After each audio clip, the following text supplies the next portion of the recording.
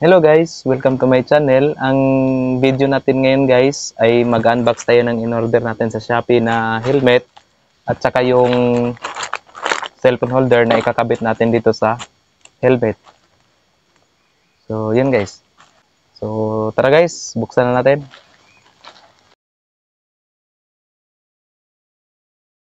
So, itong in-order natin na helmet guys, ito yung gagamitin natin na pang motovlog natin. At since cellphone lang din naman yung gamit natin na camera, so bumili na rin ako ng pang holder niya guys. So i-unbox natin ito guys pagkatapos natin i-unbox itong helmet natin. So yun guys, excited na akong makita yung helmet natin guys. So nabili ko nga pala ito sa Shopee guys, and yung tindahan na pinagbilan ko nito guys ay ilalagay ko na lang sa description sa ibaba yung pangalan ng tindahan na pinagbilan ko nitong ating helmet guys. So yun guys, ito yung pagka ano niya guys, ito yung balot niya guys. So meron siyang tawag dito wrapper, yung tawag ng wrapper nito. So yun guys. Tapos yung helmet natin guys, meron din siyang nakalagay na protection ng mga karton. So yung buksan natin guys. Ito palang may ano pala siya guys. Yung bag niya pala guys, lagayan ng ating helmet. So may dala pala siyang bag. So dahan-dahanin lang natin pag ano ng gunting kasi baka mabutas yung bag na dala niya guys. You know.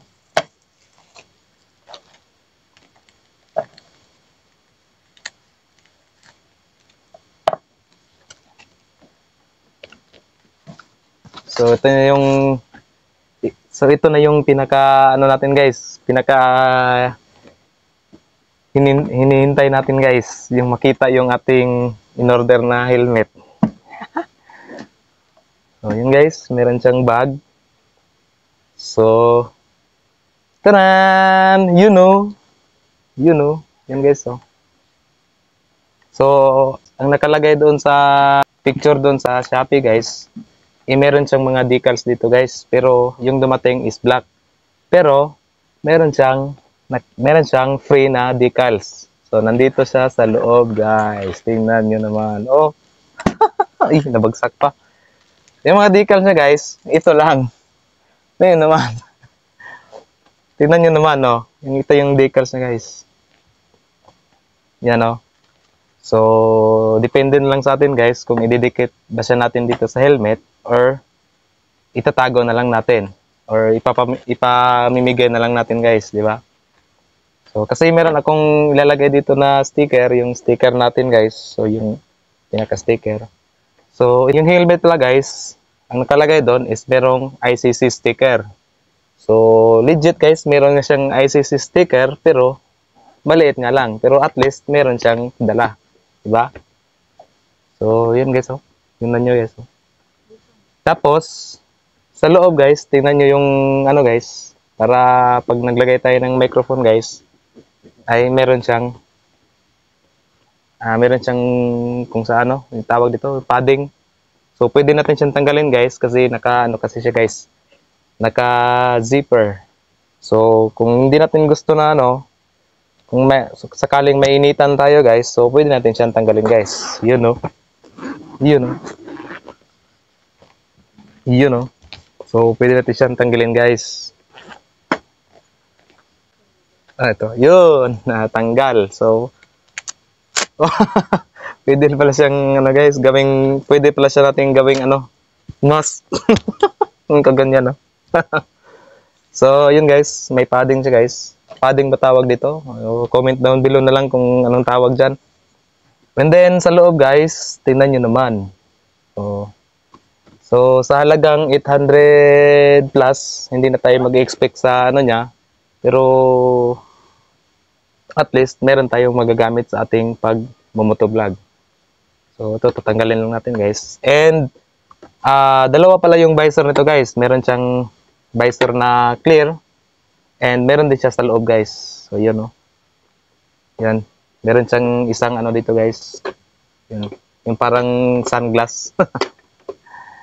So, ang size pala ng helmet na in-order natin guys is 59 to 60. So, sukat na rin guys. Yun o. Yun o. Tingnan nyo naman guys o. Yun o. So, lagay ko na lang sa description yung tindahan na pinagbilhan ko nito guys. Kung baka sakaling gusto nyong bumili ng helmet na katulad nito, so at least, meron kayong guide kung saan nyo gustong bumili. So, hindi naman siya ganun ka bigat guys, hindi rin ganun kagaan. So, mas maganda, para sa akin, mas maganda nga ito kasi magaan lang sa ulo. And kung sakali mang long ride yung biyahe natin, di ba, hindi tayo habang sinusuot natin itong helmet ito guys kasi magaan lang siya. So, yun guys, para magamit natin yung camera natin guys, para ma-install natin siya dito guys.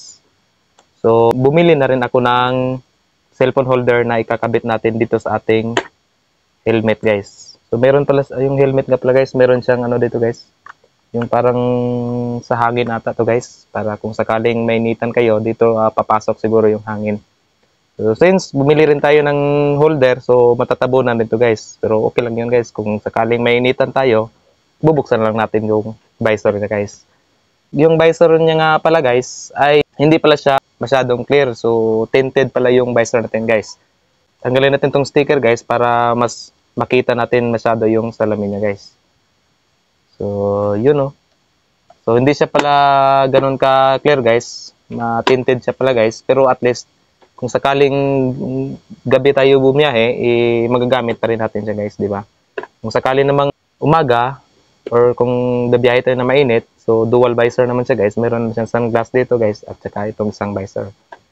So, yun guys. Yun lang yung masasabi ko dito sa helmet. Ayos. Legit siya guys. Legit. So, akala ko kasi nung nag-order ako, abang nasa on-ship na yung helmet natin, nagdududa ako na baka ma-scam tayo. Pero, legit pala guys. Legit pala yung helmet na pinadala nila sa atin guys. So, yun. Maraming salamat seller. And sa kay Kuya Rider nga pala, pasensya na. Medyo nainis ako sa'yo nung pagdating ng helmet kasi pagdating nitong helmet kasi hindi mo na-deliver agad sa akin, pero okay lang yun, at least nakuha ko naman na maayos yung aking helmet. So, yung cameraman ko guys, si Mrs. Mong patayin yung camera.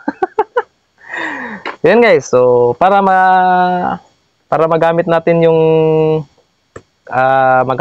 camera natin guys, and then since cellphone lang din naman yung gamit natin na camera, so i-unbox din natin itong binili natin. Sa Shopee rin ito guys. So, nung nag-place order ako nitong helmet guys, nag-place order din ako ng cellphone holder para isang biyahe lang guys. So, di ba? So, yun, unbox natin ito guys.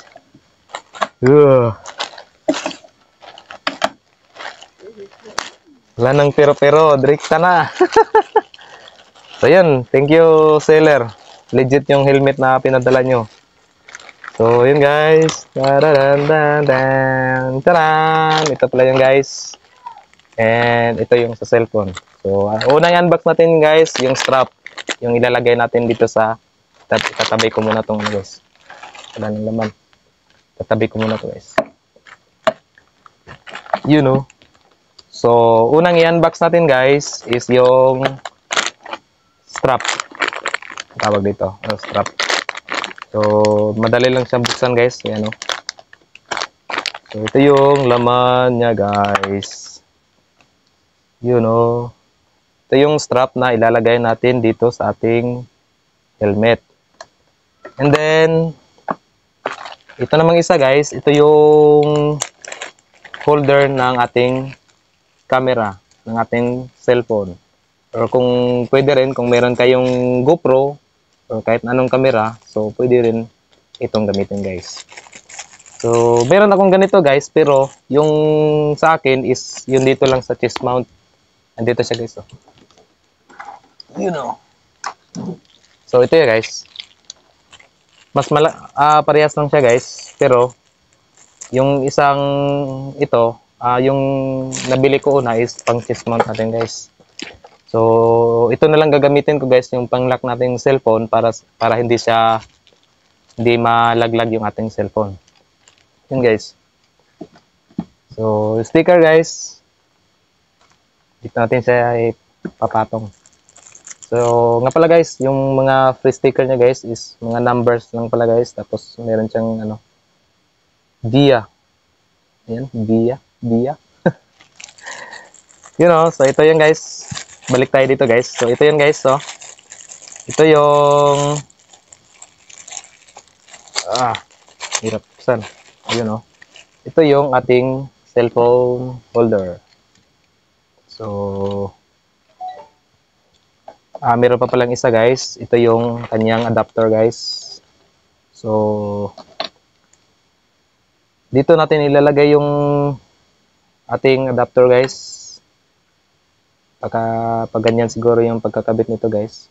Bakit ano siya guys? You know.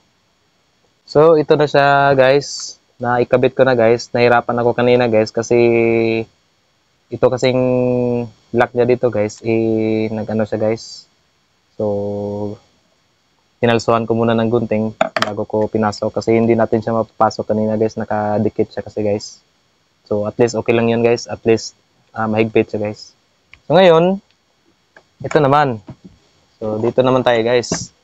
So, dito natin siya ilalagay guys sa ating helmet. Pag ganyan siya guys, oh. Yan, oh. Yan. So, meron siyang lock dito guys. Meron siyang lock dito guys. Dito natin siya wait lang. So, ano, paano ba to? Yun eh. Kanina guys, nahirapan ako guys kasi akala ko kakalso itong ano ng helmet natin guys. Dito pala siya ilalagay guys. Oh. Yun oh, kalapat siya guys. Oh. So, ganyan lang pala yung paglagay natin dito guys. So, papasok lang natin yung isa guys. Tapos, dalawa yung ano niya dito. Tig-isa pala sila guys. So, paano ko to? Yun o.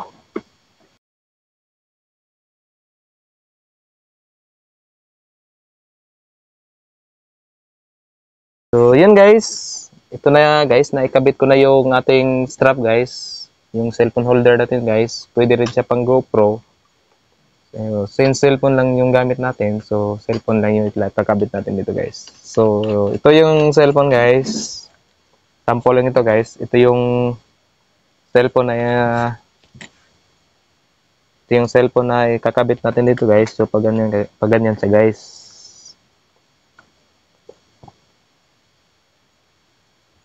You know, di ba?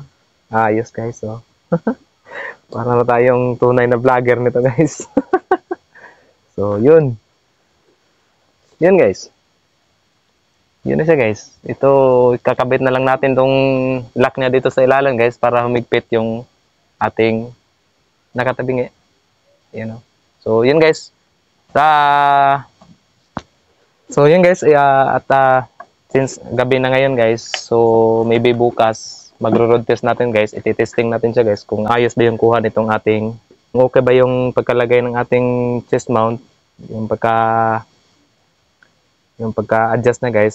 So, titesting muna natin siya bukas guys para ma-adjust natin kung saan yung magandang anggulo na magandang kuha niya guys.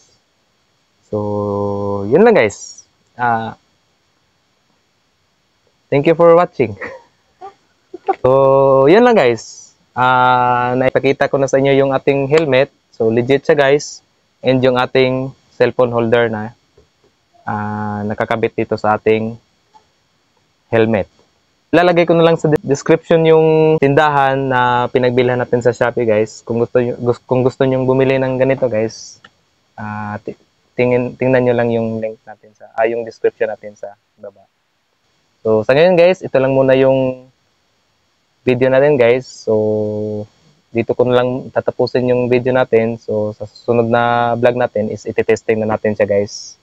So, since gabi ngayon, hindi tayo pwedeng mag-testing ngayon kasi hindi rin naman tayo makakakuha ng maayos na hindi rin tayo makakakuha ng maayos na video. So, So, yun guys. Yun guys, sa mga hindi pa palang nakapag-subscribe sa ating YouTube channel guys. And kung makita nyo itong video na ito guys, so please subscribe, like, and share guys. So this is Vans Motovlog. See you on my next vlog.